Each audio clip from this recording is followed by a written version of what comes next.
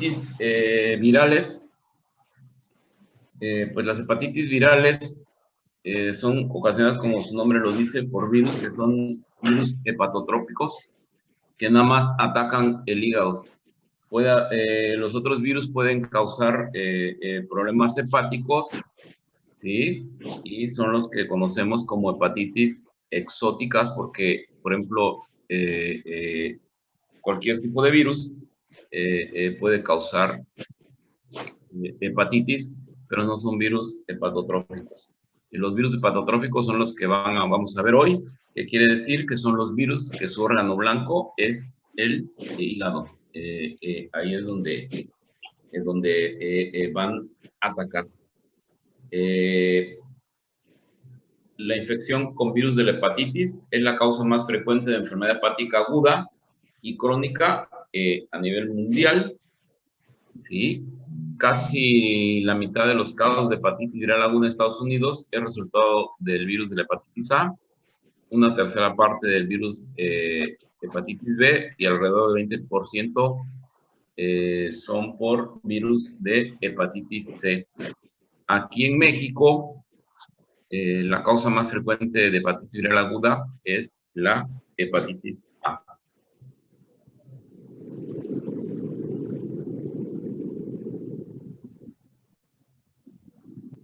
Permítanme porque no me está dando la opción de cambiar.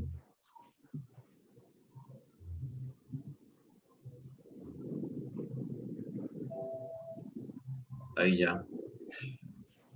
En contraste, la hepatitis, en cuanto a las hepatitis virales crónica, el virus C representa casi el 80% de los casos, 15% son virus B y menos del 5% son por confección con el virus de la hepatitis B más virus de hepatitis delta.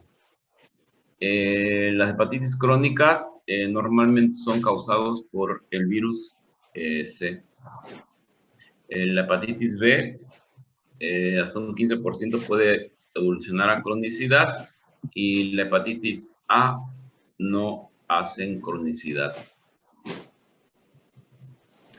Como ya saben, hay distintas fases distintas de la hepatitis viral. El periodo preprodrómico, que empieza después de la exposición al agente viral y concluye cuando el paciente desarrolló signos y síntomas del proceso viral agudo. Durante este periodo los pacientes están asintomáticos y pues obviamente no tienen signos ni síntomas de hepatitis. El periodo de incubación va a variar para cada uno de los virus de la hepatitis. Generalmente es de días o semanas para la hepatitis A y E y oscila entre varias semanas y meses para otros tipos. El virus de la hepatitis B y de la hepatitis C pueden tener hasta 180 días, vamos a ver más adelante. La fase siguiente es el periodo prodrómico, que se caracteriza por el desarrollo de síntomas vagos inespecíficos semejantes a la influenza. ¿Y cuáles son estos síntomas? Mialgias, artralgias, fatiga, pérdida del apetito, puede haber náuseas, vómitos, ¿sí? Algunos pacientes pueden notar un cambio en el sabor y olor de los alimentos. No hay fiebre, pero sí los pacientes pueden presentar febrícula, ¿sí? Los hallazgos a la exploración física generalmente no llaman la atención, excepto por dolor leve a la palpación hepática. Los pacientes pueden presentar un dolor leve a la palpación hepática. Las transaminasas están elevadas y ya puede existir evidencia serológica o virológica de hepatitis, dependiendo del tipo de virus. El pródromo puede durar de 3 a 5 días, en cuyo punto clínico aparece la ictericia, ¿sí? La fase ictérica de la hepatitis viral aguda puede durar mínimo 1 a 2 días o hasta varias semanas, y entonces empieza el proceso de resolución, que llamamos la fase de resolución, que se caracteriza por la normalización de las transaminasas de las bilirrubinas y empieza a haber desarrollo de anticuerpos específicos contra el tipo de hepatitis que el paciente haya tenido. Todos los pacientes con hepatitis viral aguda, sea cual sea el virus, van a presentar estos síntomas, ¿sí? Principalmente hay, como ya vimos, astenia, adinamia, náusea, vómito y puede haber febril. Aunque se considera generalmente que la ictericia es el sello de la hepatitis, la ictericia es un hallazgo clínico relativamente infrecuente, principalmente en pacientes infectados con virus de la hepatitis C. ¿Sí? Principalmente los pacientes con este tipo de virus no van a presentar ictericia. ¿Sí? Y por lo menos 75% de los pacientes con hepatitis viral aguda no van a desarrollar ictericia. ¿Sí? La infección anictérica asintomática es más frecuente después de la exposición perinatal y en niños pequeños, ¿sí? Mientras que los adultos tienden a desarrollar ictericia después de una infección aguda. Por ejemplo, aquí en nuestro país, prácticamente el 90-95% de los adultos ya tiene anticuerpos contra el virus de la hepatitis A, y si hacemos un interrogatorio, la gran mayoría de estos pacientes no van a referir haber presentado hepatitis, ¿sí? Haberse puesto amarillos. Entonces, obviamente, ellos no tienen conocimiento de que tuvieron hepatitis viral aguda tipo A. ¿Por qué? Porque la pasaron ictérica asintomática. ¿Sí? El desarrollo de ictericia en la infección aguda por hepatitis B o C predice a menudo la eliminación inmunológica del virus. ¿Sí? La insuficiencia hepática fulminante se desarrolla en un porcentaje pequeño de pacientes después de una hepatitis viral aguda. Esta es una complicación de las hepatitis virales agudas, la hepatitis fulminante, y se caracteriza por elevaciones séricas marcadas de las transaminasas. Las transaminasas se elevan en forma muy importante. La ictericia también es intensa, las bilirrubinas también se elevan de forma muy importante, y obviamente hay una pérdida de la función hepática con coagulopatía y desarrollo de encefalopatía.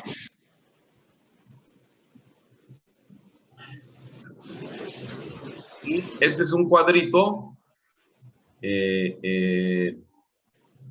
donde se ve el porcentaje en que los pacientes pueden presentar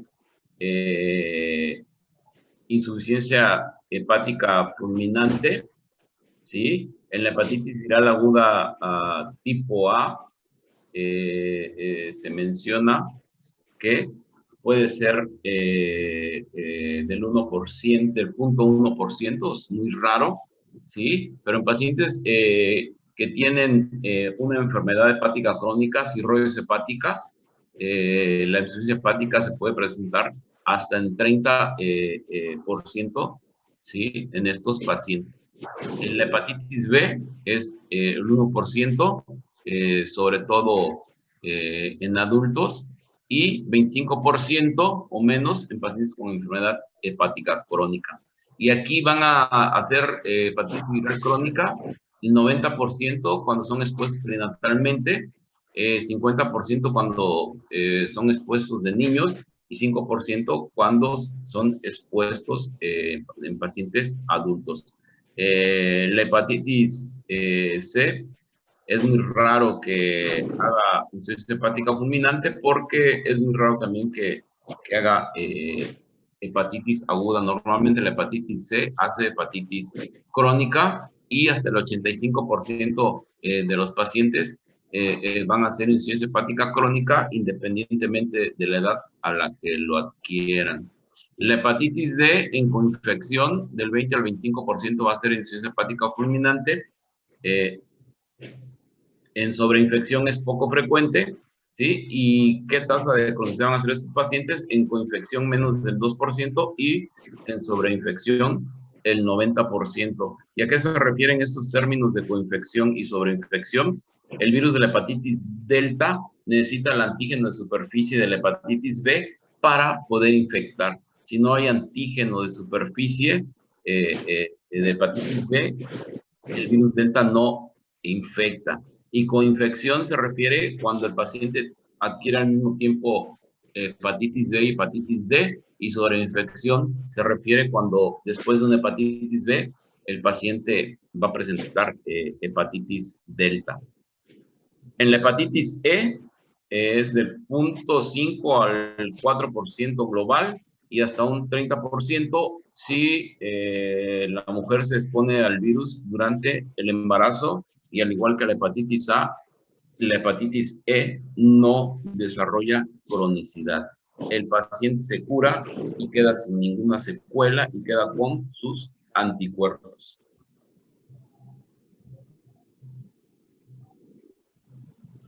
Pero la resolución de la hepatitis viral aguda, como vimos, no ocurre en todos los casos. Más bien los pacientes continúan hasta desarrollar hepatitis viral crónica. Y el riesgo de cronicidad depende del tipo de virus específico de hepatitis, ¿sí? Y los pacientes que desarrollan hepatitis viral crónica pueden desarrollar enfermedad hepática progresiva y llegar hasta la cirrosis. En general, aproximadamente el 20 a 30% de los pacientes con hepatitis B y C crónica van a desarrollar cirrosis en 2 a 3 décadas. ¿Sí? Y solamente del 25 a 33% de los pacientes van a tener inflamación leve y pueden no progresar a cirrosis. Se quedan en una hepatitis viral crónica que llamamos nosotros activa, pero no pasan a cirrosis. Y los pacientes que van a desarrollar cirrosis también tienen un riesgo elevado de desarrollar ¿qué? Hepatocarcinoma. Por eso es importante estos pacientes, sobre todo con hepatitis C, monitorearlos para ver si desarrollaron cronicidad, porque el riesgo de desarrollar cirrosis, como ya vimos, es de hasta un 30%, y el paciente que desarrolla cirrosis también tiene un riesgo elevado de desarrollar un hepatocarcinoma que se va a injertar en la cirrosis. Vamos a hablar de cada tipo de virus en especial. Actualmente tenemos hasta el virus de la hepatitis G, pero no tenemos forma de diagnosticarlo o de identificarlo en laboratorios convencionales. Se hace normalmente en centros donde hacen estudios epidemiológicos que tienen para identificarlo. ¿Sí? No sabemos si el abecedario nos va a alcanzar para nombrar todos los tipos de hepatitis viral que hay, ¿sí? Que muchos todavía no conocemos, pero hay muchos pacientes que se presentan con síntomas típicos de hepatitis viral y le hacemos las pruebas que tenemos a la mano de hepatitis A, de hepatitis B, de hepatitis C, de hepatitis E, para ver si tienen algún tipo de virus y sale negativo, pero la clínica es de hepatitis viral, por lo tanto los debemos tratar como una hepatitis viral. El primero que vamos a hablar es el virus de la hepatitis A. Este virus se identificó en 1973 después de un examen de microscopía electrónica de un paciente con heces contaminadas. Es un virus sin envoltura, de forma icosaédrica, que mide de 27 a 32 nanómetros de diámetro. Su genoma consiste en un ARN lineal de una sola cadena, y el virus es miembro de la familia de los Picornaviridae. ¿Sí? Es un virus, si ven, muy sencillo, ¿sí?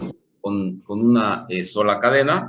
Como vamos a ver más adelante, van a ver cómo el virus de la hepatitis B es un virus un poco más complicado porque tiene varias cadenas y codifica varias proteínas. Este virus de la hepatitis viral A es un virus que es muy simple. Y acuérdense, su genoma, este es un virus de tipo ARN. Y el virus se detecta mediante pruebas serológicas específicas de anticuerpos contra, obviamente, el virus de la hepatitis A. Se dispone de ensayos tanto de IgM como de IgG para el diagnóstico de la infección aguda o ver si el paciente ya tiene inmunidad. En etapa aguda, lo que vamos a encontrar elevados son los anticuerpos IgM contra virus de la hepatitis A, y en el paciente que ya estuvo expuesto al virus o que ya tuvo la enfermedad, vamos a encontrar que presenta anticuerpos IgG contra el virus de la hepatitis A. El virus de la hepatitis A ingresa a los seres humanos a través de la ingesta de alimentos o agua contaminada, ¿sí? Es un virus que se transmite de forma enteral, ¿sí? Decimos que este virus se transmite de forma enteral porque se transmite a través de alimentos o agua contaminada, ¿sí? Y también puede ser transmitido a través de la actividad sexual de los hombres cuando tienen la infección aguda, lo pueden transmitir a través de el semen. En los países subdesarrollados con sanidad deficiente, así como nuestro país, que somos solo un país en vías de desarrollo, casi todos los niños están expuestos al virus de la hepatitis A antes de los 5 años de edad y casi toda la población adulta es positiva para anticuerpos, lo que comentamos al inicio de la clase. En los países en vías de desarrollo, en la infancia, estamos expuestos al virus de la hepatitis A y afortunadamente la mayoría de los adultos, un 95%, ya tiene anticuerpos contra virus de la hepatitis A. En contraste, solo el 10% de los niños y el 33% de los 33% de los adultos que residen en países desarrollados han estado expuestos al virus y son positivos para anticuerpos en la edad adulta, ¿sí? El virus de la hepatitis A no tiene reservorio humano y no causa daño hepático crónico. Esto es muy importante, ¿eh? Acuérdense, el virus de la hepatitis A no causa daño hepático crónico, no desarrolla cronicidad, el paciente se cura y va a desarrollar inmunidad, ¿sí? Va a desarrollar anticuerpos contra el virus. El periodo de incubación después de la exposición al virus dura de 2 a 4 semanas aproximadamente, con un promedio de 2 semanas, de 15 días, durante el cual el paciente siembra el virus en las heces y transmite la infección a otros individuos susceptibles, ¿sí? Ya vimos, sigue un prólogo que dura de 1 a varios días, durante el cual los pacientes tienen síntomas semejantes a influenza y molestias leves en el cuadrante superior derecho. Los síntomas que ya dijimos es lo que va a tener el paciente, ¿sí? La ictericia va a desarrollar en el 25% de los pacientes infectados. Acuérdense que la mayoría lo pasa asintomático o anictérico, ¿sí? Los pacientes sin ictericia no reconocen que estuvieron expuestos al virus de la hepatitis A, ¿sí? Y algunos pacientes desarrollan ocasionalmente un episodio prolongado de hepatitis A, durante el cual la elevación de la fosfatasa alcalina y la ictericia persisten durante varias semanas o meses, y esta se llama hepatitis A colestásica, ¿sí? Es cuando el paciente durante meses persiste con ictericia y, o sea, con elevación de bilirrubinas y de fosfatasa alcalina, ¿sí? Esto se llama hepatitis A colestásica. Esto no quiere decir que haya un riesgo mayor de que desarrolle hepatitis fulminante. No, esta es una complicación de la hepatitis A, la colestásica, que es una prolongación del cuadro de hepatitis viral, ¿sí? Y también hay una hepatitis viral tipo A de tipo recurrente, que esos pacientes desarrollan un segundo episodio de hepatitis viral aguda ictérica después de 6 a 10 semanas de la infección índice. O sea que un paciente se cura, ¿sí? Pero a las 10 semanas puede presentar otro cuadro y es una hepatitis viral tipo A recurrente. Y ni la forma colestásica ni la recurrente se asocian con un aumento de la insuficiencia hepática fulminante, que es lo que mencionamos que puede ser una complicación. Afortunadamente, estas complicaciones son raras y la recurrente se trata igual como un cuadro índice y la colestásica no le hacemos nada.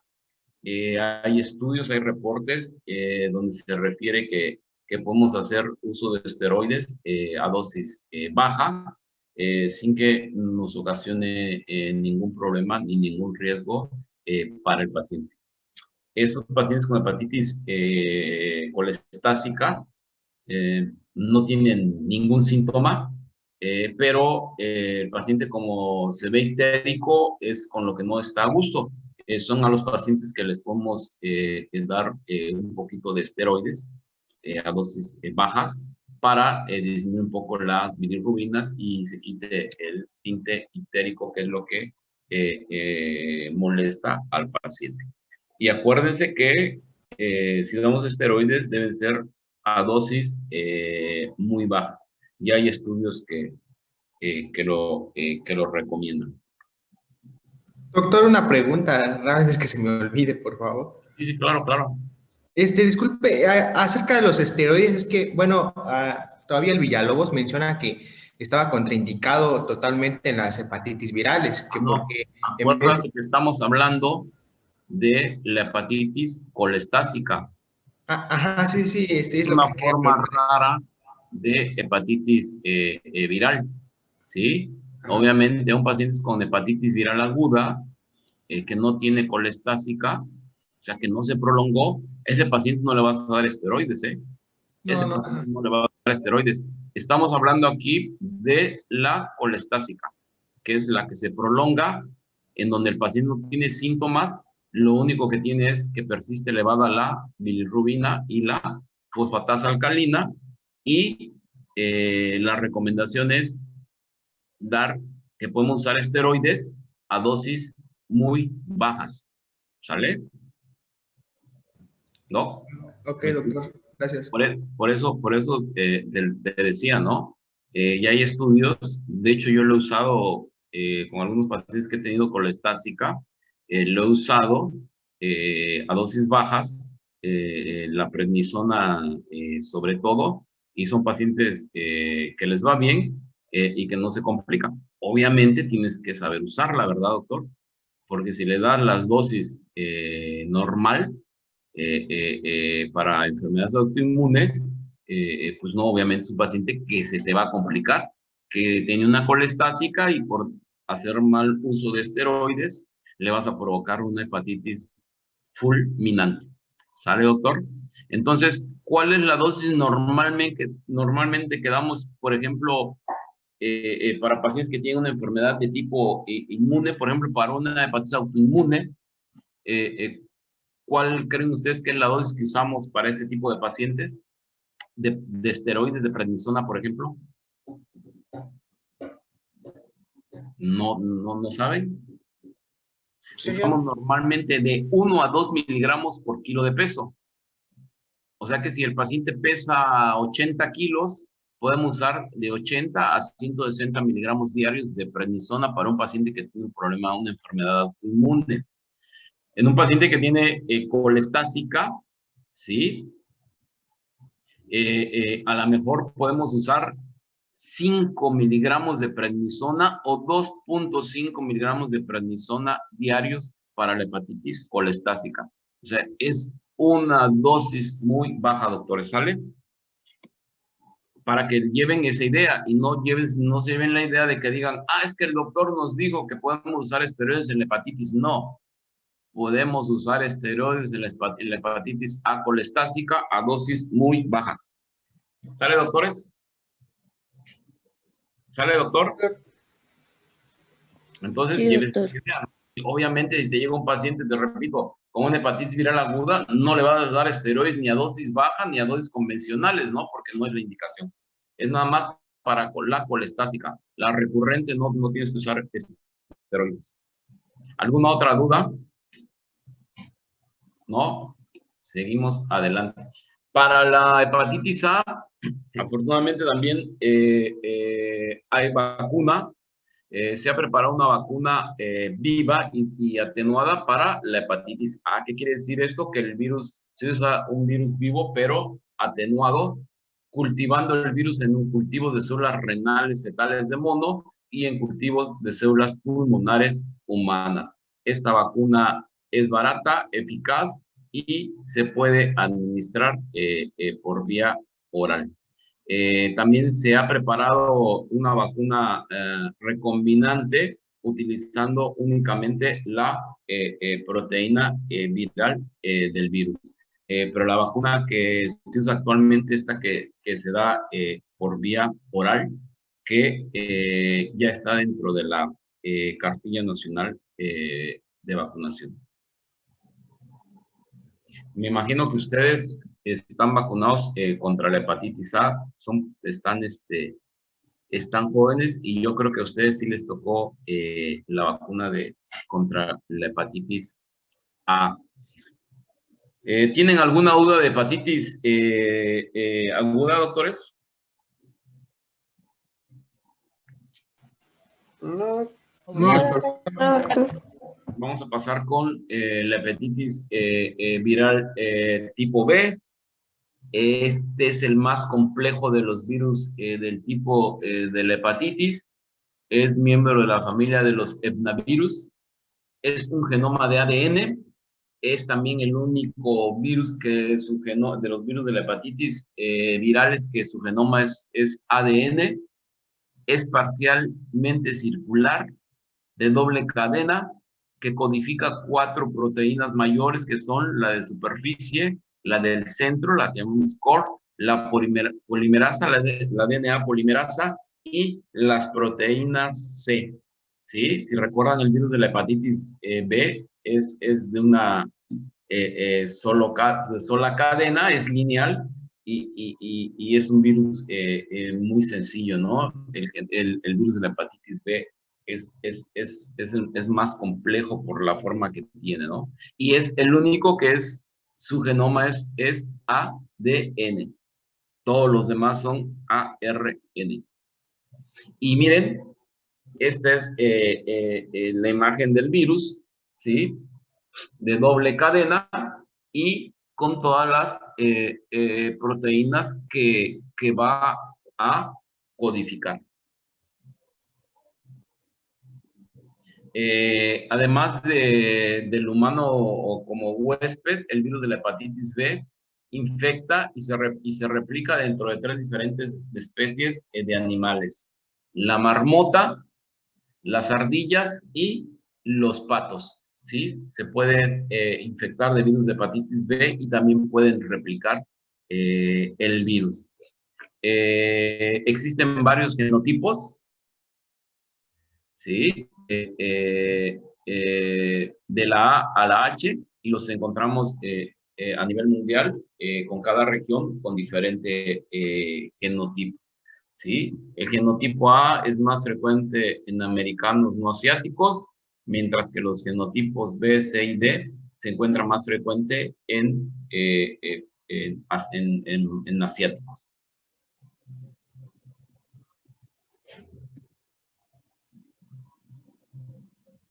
Los pacientes con genotipo A responden más a tratamiento con interferón alfa, y los pacientes con genotipo B y C responden también al tratamiento con PEG interferón alfa. Los pacientes con genotipo D son los que responden menos a tratamiento con interferón. Permítame un momentito, doctores. Sí, claro. Permítame, ahorita nada más voy a abrir aquí la puerta de mi clínica porque me llegaron unos pacientes.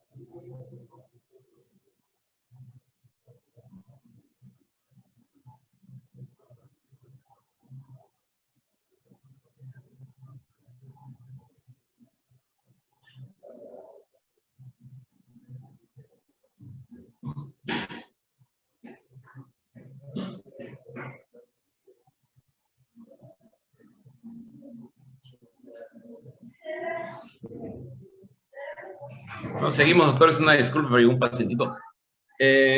Entonces, lo importante de saber los fenotipos era para ver la respuesta a interferón.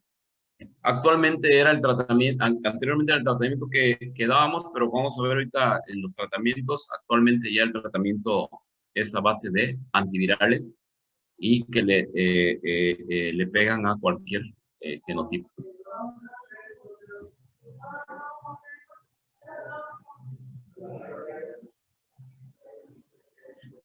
Y se dice que la infección por virus de la hepatitis B es la causa más frecuente de hepatopatía crónica, con más de 300 millones de portadores a nivel mundial y aproximadamente de 250 a 500,000 muertes se atribuyen a la hepatitis viral aguda B o crónica. Esto al año y a nivel mundial. En China, el sureste de Asia y África, la tasa de portadores es de más del 20 por 100.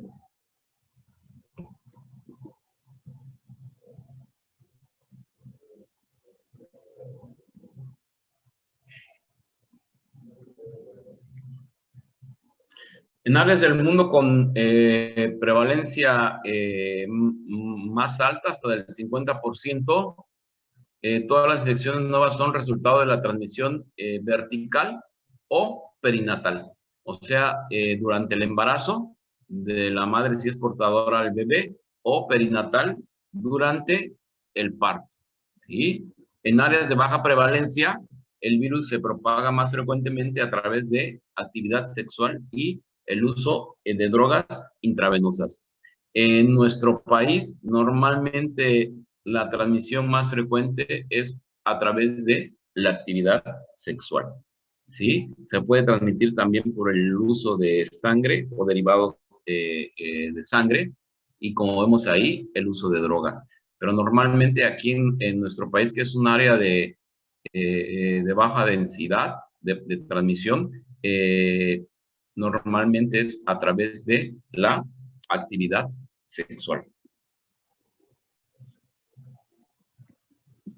Y en áreas de baja prevalencia como nosotros, los grupos que tienen mayor probabilidad de desarrollar hepatitis B aguda son los adolescentes y los adultos jóvenes. Y miren, el riesgo de desarrollar hepatitis viral después de una transfusión de sangre está todavía en el rango de 1 en 200,000 transfusiones.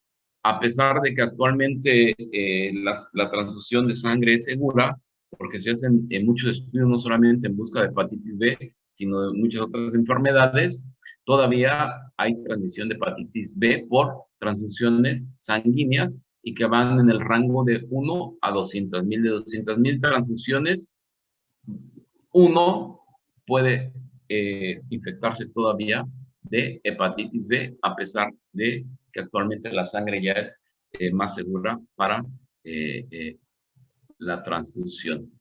Y después de la exposición al virus de la hepatitis B, hay un periodo de incubación de 1 a 4 meses, ¿sí? Esto es seguido de varios días de síntomas semejantes a la influenza, como ya vimos, molestia en el cuadrante superior derecho, náuseas, vómito ocasional, y aproximadamente el 25% o 30% de los individuos van a desarrollar ictericia, ¿sí? Casi todos los lactantes y aproximadamente la mitad de niños pequeños tienen una infección leve, subclínica nictérica, cuando se exponen al virus de la hepatitis B, pero ya habíamos visto que los pacientes tienen un 90% de probabilidad de desarrollar hepatitis crónica, ¿sí? O sea que aquí si se expone vertical o perinatalmente y no se trata, tiene un riesgo de desarrollar hasta el 90% hepatitis crónica. Y como habíamos visto en episodios anteriores, entre lo adquiera a edad más temprana, el riesgo de hepatitis crónica es más alto. Si lo agarra en la infancia, el riesgo es del 50%. Y si lo agarra en etapa adulta, vemos que puede ser del 5 o hasta el 15%. En contraste, la mayoría de los adultos desarrollan hepatitis B ictérica, que casi siempre desaparece espontáneamente, porque el riesgo de desarrollar crónica es menos. ¿Y cómo va a ser la historia natural de la hepatitis B crónica? Una vez que el paciente ya evolucionó a cronicidad, puede progresar de dos maneras. Los pacientes con la forma activa y elevación de transaminasas progresa a la forma con fibrosis, cirrosis y eventualmente insuficiencia hepática, ¿sí? La tasa en la cual el paciente progresa cirrosis e insuficiencia hepática es variable, pero en promedio requiere aproximadamente, habíamos visto, de 2 a 3 décadas para desarrollar la enfermedad. Y en contraste, hay otro grupo de pacientes que se fueron a la cronicidad, pero pueden seroconvertir espontáneamente a una infección inactiva, ¿sí? Y se menciona que la seroconversión espontánea ocurre aproximadamente en 5% de los pacientes con hepatitis B crónica anualmente. O sea que de esos pacientes, anualmente el 5%, sin que le demos tratamiento y sin que hagamos nada, puede seroconvertir, ¿sí? O sea, puede dejar de tener cronicidad.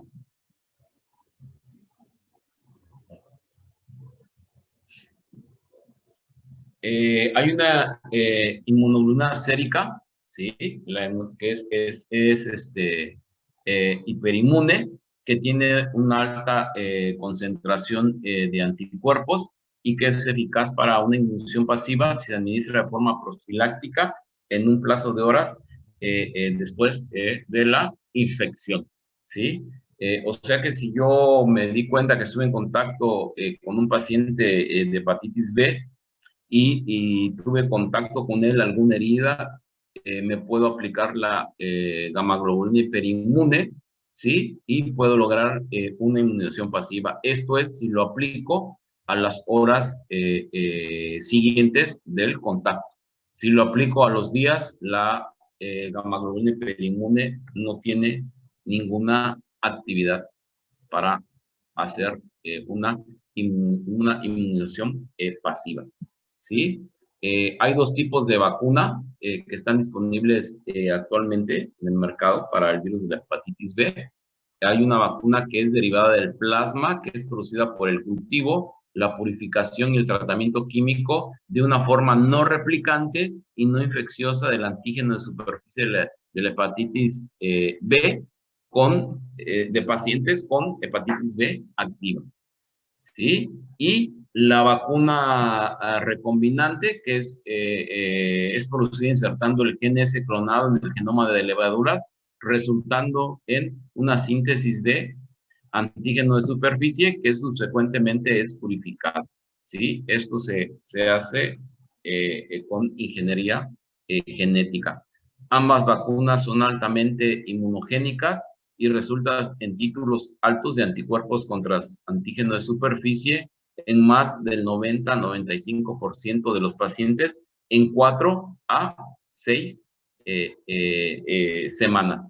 Y se deben aplicar 3 dosis, ¿sí?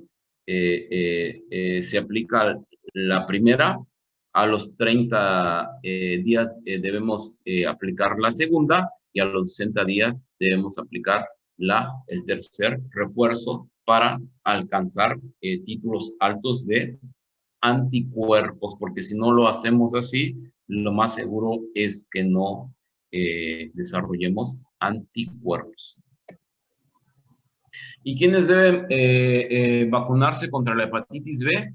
Personal quirúrgico dental y entre ellos los estudiantes de medicina. Personal de hospital y de laboratorio que estén en contacto con sangre, obviamente. Enfermos y personal en los departamentos de oncología, hematología,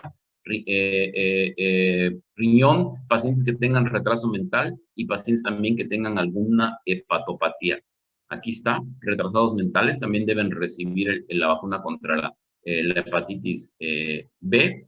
Exposición accidental a sangre con pacientes positivos, familiares cercanos y contactos sexuales de portadores positivos de antígeno de superficie, niños nacidos de madre, como ya vimos, la transmisión perinatal es muy frecuente junto con la vertical, niños como parte del programa ampliado de inmunización, adictos a drogas, hombres homosexuales activos y viajeros que van a salir, que van a viajar, obviamente, a áreas de alto riesgo o de hepatitis B. Esos son en los casos que tienen que vacunarse. Ustedes como estudiantes y que van a hacer el internado, deberían tener la vacuna contra hepatitis B. A nosotros antes de empezar la especialidad de gastroenterología siempre nos vacunan contra hepatitis B, nos vacunaron contra hepatitis B. Y afortunadamente la hepatitis B, actualmente hay tratamiento antiviral para los pacientes que desarrollan hepatitis crónica. Anteriormente usábamos los interferones, ¿sí? Actualmente ya no los usamos. ¿Por qué? Porque tenemos que saber primero qué genotipo tiene el paciente para ver si va a responder o no al tratamiento, ¿no? Antes de tener antivirales, pues era el tratamiento que usábamos. Actualmente tenemos ya antivirales. El primero de ellos que usamos fue la lamivudina, que usábamos 100 miligramos. Y el problema de la lamivudina es que únicamente lo podíamos usar 48 semanas y teníamos que suspenderlo. Y la mayoría de los pacientes, al suspender el tratamiento, a pesar de haber tenido una seroconversión, volvían a tener positivo el antígeno de superficie, tenían otra vez la hepatitis B activa, ¿sí? Después de la mivudina, han salido muchos antivirales, adefovir, entecavir, telvibudina y tenofovir. El último de estos es el tenofovir, que se usa a dosis de 300 miligramos diarios y lo podemos usar indefinidamente. La telvibudina igual, 600 miligramos diarios, ¿sí? Y también lo podemos usar indefinidamente. El entecavir, ¿sí? que es otro antiviral. Si el paciente no es resistente a la mibudina, podemos dar 0.5 miligramos diarios, y si es resistente a la mibudina, que ya recibió un tratamiento previo con la mibudina y recayó, tenemos que usar 1 miligramo diario. Y lo bueno de estos antivirales es que los podemos usar indefinidamente.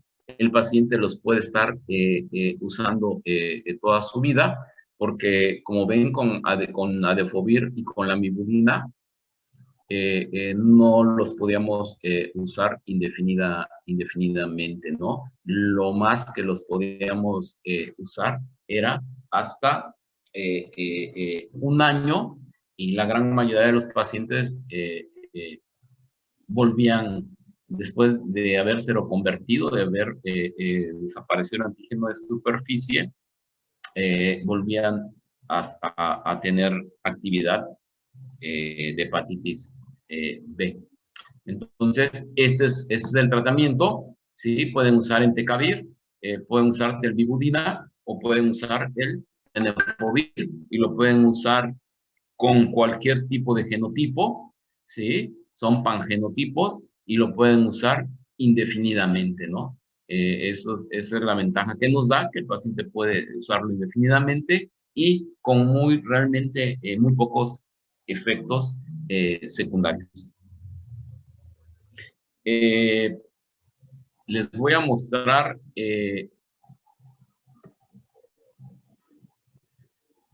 esta tablita antes de que pasemos a hepatitis C, para que vean cómo hacemos el diagnóstico serológico de la hepatitis B. Vimos que con la hepatitis A no había problema, hacemos anticuerpos IgM, IgG, y ahí veíamos si el paciente tenía una hepatitis aguda o ya era inmune a la hepatitis, ¿no? Pero miren, con la hepatitis B tenemos varios marcadores serológicos, ¿sí? Podemos hacer que el principal es el antígeno de superficie, y nos puede indicar que el paciente puede ser un portador agudo crónico de la hepatitis B. Podemos hacer los anticuerpos del centro, el IgM y el IgG del centro, ¿sí? Que nos pueden indicar que el paciente pueda tener una hepatitis aguda cuando lo encontramos a una concentración alta, el IgM, o una hepatitis B crónica a una concentración baja. El IgG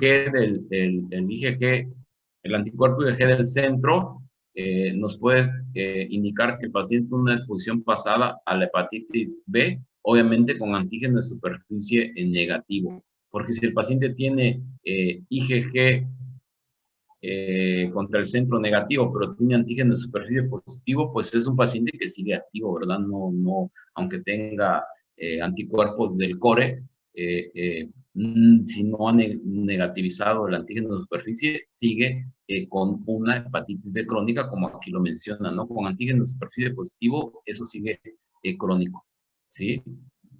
Los anticuerpos contra antígeno de superficie, el paciente es inmune a la hepatitis B, que es lo que debemos buscar después de los 6 meses de un paciente con hepatitis B aguda, que el paciente ya haya negativizado el antígeno de superficie y que tenga anticuerpos, que los anticuerpos contra antígeno de superficie sean positivos.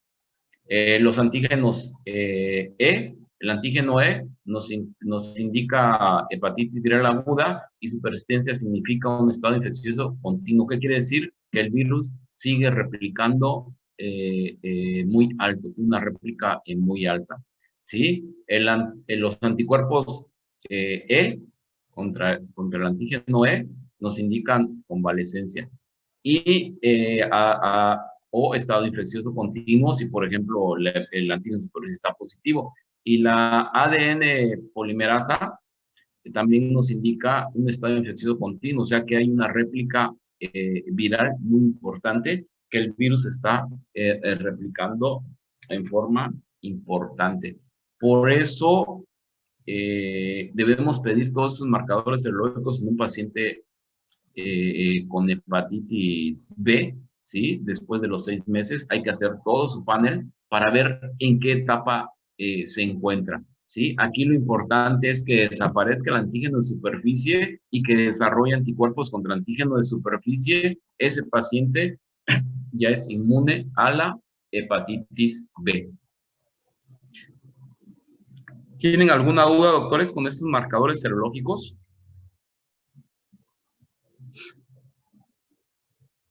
Creo que no, doc. Doctor. ¿No hay dudas? ¿Quedó claro? A ver, entonces, doctores, si le tomo a mi paciente antígeno de superficie positivo, anticuerpos contra antígeno de superficie negativo, antígeno E negativo, la ADN polimerasa negativo, ¿este paciente qué tiene? Y transaminasas normales. ¿Este paciente qué tiene? ¿En qué etapa está o qué tiene?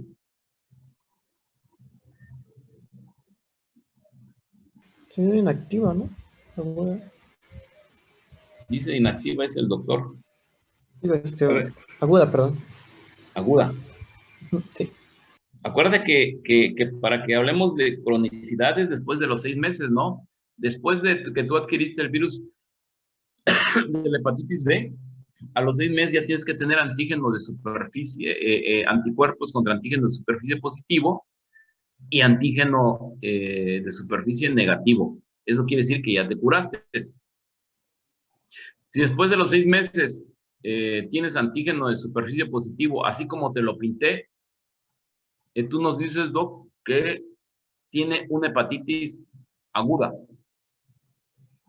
o una hepatitis crónica activa. ¿Sí? Bueno. Sí, doc. ¿Sí, doc? Sí. Así fue. A ver, ¿alguien más? Sí, Doc, sería una persona que estuvo previamente expuesta a la hepatitis, pero que ya presentó una resolución de su enfermedad. No, porque acuérdense que tiene el antígeno de superficie positivo. ¿Saben qué tiene ese paciente? Es un portador crónico, que él no tiene la enfermedad, pero sí la puede transmitir. Un paciente que tiene hepatitis B activa, crónica activa, o sea, que tiene todavía la enfermedad, va a tener antígeno de superficie positivo, va a tener réplica viral, puede tener el antígeno E positivo, que está replicando la ADN polimerasa positiva y no tiene anticuerpos contra antígeno de superficie, y clínicamente lo vamos a encontrar, o bioquímicamente lo vamos a encontrar con que tiene elevación de transaminasas, puede tener elevación de bilirruinas, de fosfatos alcalinos, o sea, de la función hepática, y clínicamente podría sentir algunos síntomas vagos que principalmente son astenia, dinamia, cansancio. ¿Sí? Ese paciente sí tiene una activa, pero un portador crónico nada más sigue persistiendo el antígeno de superficie, pero él no está enfermo, pero sí puede contagiar. ¿Sí? Y es importante saberlo porque, por ejemplo, un paciente que es portador crónico no responde a tratamiento antiviral, o sea, no negativiza el antígeno de superficie, no hace seroconversión. En cambio, un paciente con hepatitis crónica activa, o sea, con actividad de la infección crónica, es el paciente al que le debemos dar el tratamiento que vimos anteriormente con los antivirales, ¿no? Con telvibudina, con entecavir, con lo que vimos, ¿no? Ese paciente es el que le debes dar tratamiento. Entonces, al portador crónico ya no se le daría más manejo. No, doctora, no responden.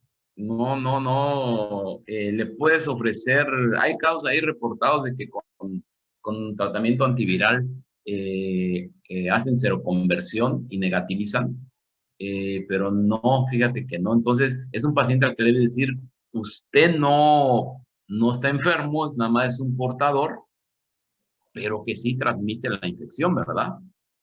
O sea, él sí la transmite, pero él no está enfermo. No logró seroconvertir, pero para él no es la enfermedad. El que nos preocupa es el paciente que tiene una hepatitis crónica activa, ¿no? Que se está enfermando, que el virus lo sigue enfermando, ¿sí? Y dentro de los marcadores, les repito, vamos a encontrar antígeno de superficie positivo, antígeno a lo mejor positivo, DNA polimerasa positivo. ¿Por qué? Porque está replicando, el virus sigue replicando, ¿no? Sigue replicando y obviamente eso es lo que le produce la enfermedad, eso es lo que sigue dañando al hígado y es el paciente al que debemos tratar para lograr seroconvertirlo, no sea matar al virus. ¿Sale?